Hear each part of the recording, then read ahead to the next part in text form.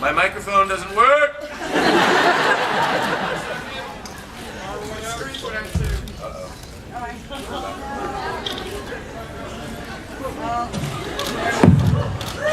So then from there, it's just about the character.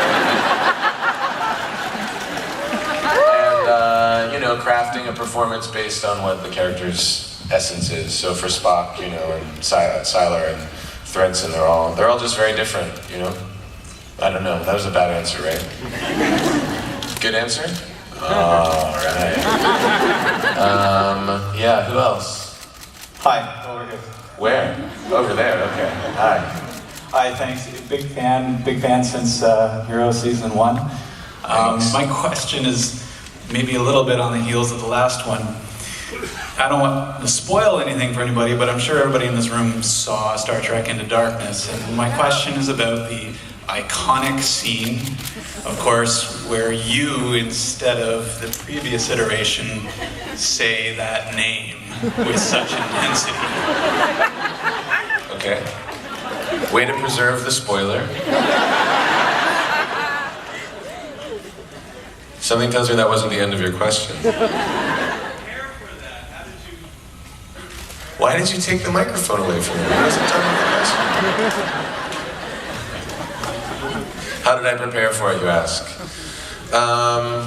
Well, it's not hard to prepare for something like that when, you know, we spent that whole day doing that scene leading up to that moment that you're talking about, where my character yells the name, "It shall not be spoken."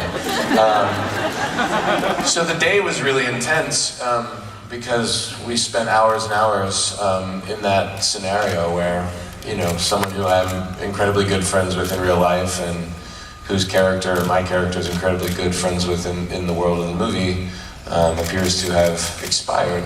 And that is unsettling. And so, you know, we spent a lot of time building up to that moment, and the expression of anger and the need for revenge and all of that stuff came out of the work that we had been doing all day. So ultimately, it wasn't that difficult.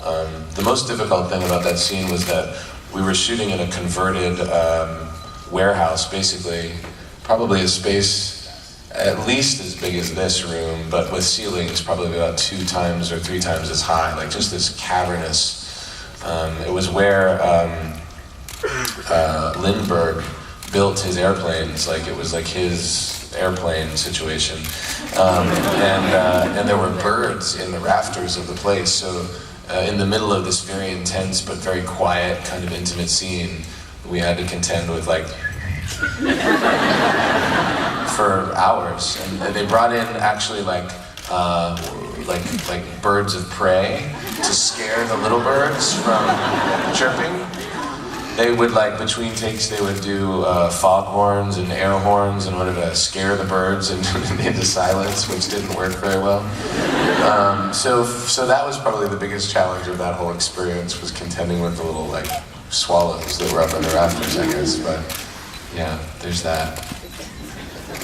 How about front row right here, because you don't have to use a microphone. Yeah? Do you have an interesting or entertaining story of behind the scenes working with Benedict Cumberbatch? Behind the scenes, interesting stories about working with Benedict Cumberbatch. No, you guys are here for me, not for Benedict.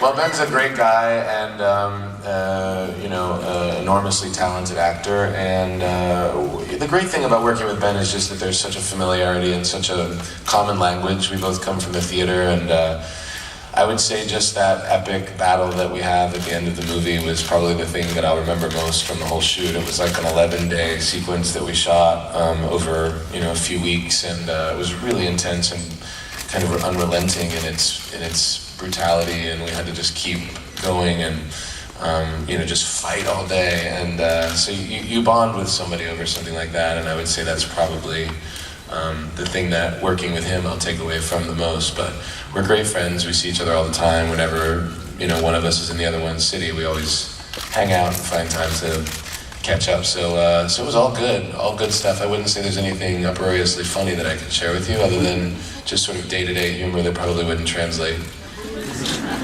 I don't know, you'll have to buy the DVD, which comes out in a couple of weeks, I think, or something, right? Okay. Yeah, sure. Well, it's kind of